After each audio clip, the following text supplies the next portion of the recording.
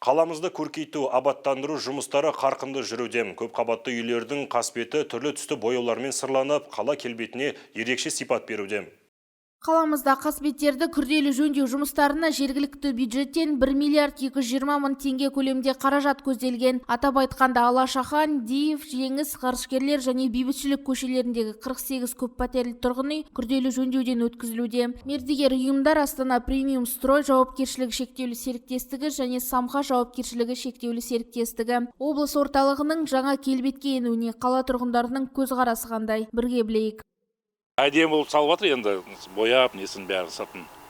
Енді осы біразға дейін тұрса, краскасы жақсы, тамаша болып шықса, енді жақсы, әдемі болып жатыр. Әрине, мына ескі ғимараттардың сыртын әдемілеп әрлеген өте жақсы. Қуаныштымыз.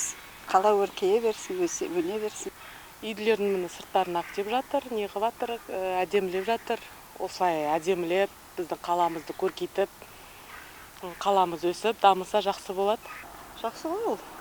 Жақсы, жаңа үй болған сырты көргенге де приятный болып тұрады. Пластика салып, ағаштан гөрі жаңа заман, жаңа не деген сияқты. Сонымен қатар жаз бойына магистралдық және орамішілік желілердің тозуына байланысты құбырларды ауыстыру жұмыстары жүргізілген болатын. Қазіргі уақытта орамішілік желілерді жөндеу жұмыстары аяқталып, Сейфуллин, Бейбітшілік, Алашахан және Анарқұлов көшелері мен Ғарышкерлер, Момышұлы, Гагарин көшелерінде ыстық су берілді.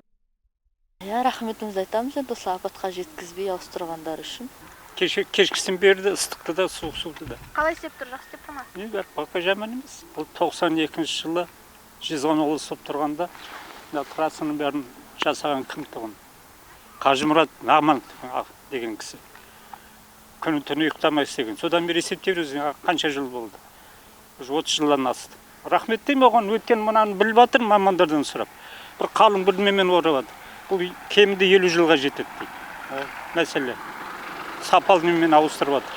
Алдағы уақытта 91-ші, 94-ші орамда және Қостангелді 9-ші орам, Бекболатсай, Жеңіс көшесі, Алашахан көшесіндегі 22-ші Б, 39 үйлерінде және нөмір 10-ші балабақша мен Байқоңыров көшесіне қарасты 106, 110, 114, 112, 118-ші тұрғын үйлерде ыстық су берілетін болады. Перизат Әлкенқызы, Мейіржан Мейрамұлы, Ұлытау телеарнасы.